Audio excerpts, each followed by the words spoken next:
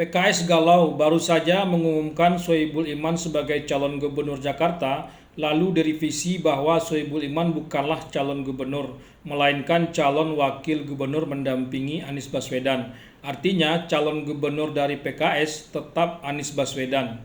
Sebelumnya katanya takkan mencagupkan Anies karena Anies sudah merupakan tokoh nasional. Tempatnya terlalu tinggi. Lalu nama Anies Baswedan muncul lagi dari DPW PKS Jakarta, tapi DPP memunculkan nama Sohibul Iman. Akhirnya Sohibul Iman hanya mendampingi Anies Baswedan saja. Anies Baswedan terlihat senang dengan keputusan PKS ini. Segera setelah kembali dari Spanyol, ia akan menghadap DPP PKS terkait kembali diusung di Pilkada Jakarta. Entahlah apakah ia juga senang dipasangkan dengan Sohibul Iman dengan tagline Jakarta Aman ini.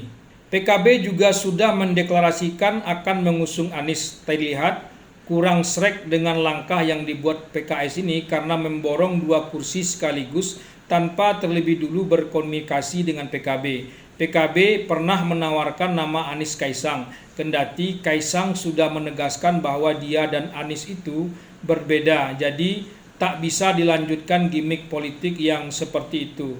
Tapi PKS mengaku sudah berdiskusi dengan Nasdem perihal pasangan Anies Iman ini yang disingkat dengan Aman itu. Entahlah apakah Surya Paloh benar-benar sudah meng-ACC pasangan ini. Kalau sudah, koalisi PKS dan Nasdem sudah cukup untuk mengusung satu pasangan calon. Berarti ini persis gaya PKB yang dipakai oleh PKS saat Pilpres lalu, di mana PKB dan Nasdem sudah bersepakat mengusung Anies Muhaimin, lalu PKS diminta meng-ACC saja tanpa terlebih dahulu diajak berkomunikasi. Saat itu PKS tak punya pilihan lain. Apakah PKB saat ini juga tak punya pilihan lain? Entahlah, ini menarik untuk kita ikuti. PKB bisa saja berkoalisi dengan PDIP, dan ini cukup berarti sama seperti Pilpres Pilkada Jakarta juga akan diikuti oleh 3 poros dengan sedikit komposisi poros yang berbeda. Tapi ini membuktikan minyak dan air antara PKS dan PKB itu bisa bersatu hanya kalau PKB yang dominan.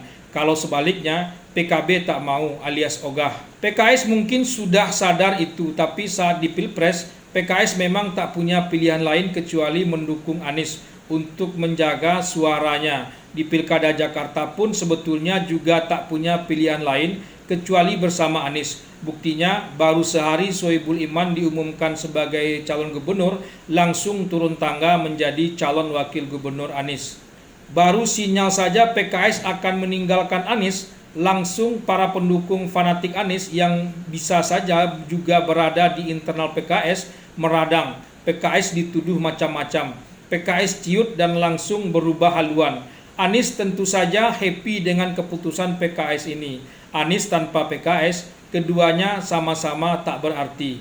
Tapi berbeda dengan Pilpres, kali ini PKS akan lebih berani lari dari Anies kalau Sohibul Iman ditolak. Pasangan Aman ini juga cara PKS untuk mengunci Anies agar tak macam-macam. PKS akan punya alasan bergabung dengan koalisi Indonesia Maju kalau Sohibul Iman tak di ACC. Tapi bisa juga ini alasan bagi Surya Paloh dan Caimin untuk kembali mengalahkan Anies di Pilkada Jakarta.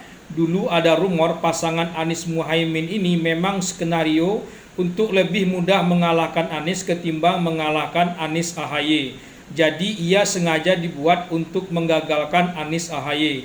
Teori konspirasi politik seperti ini biasanya cukup laku untuk menjelaskan sesuatu yang rumit dan berbelit.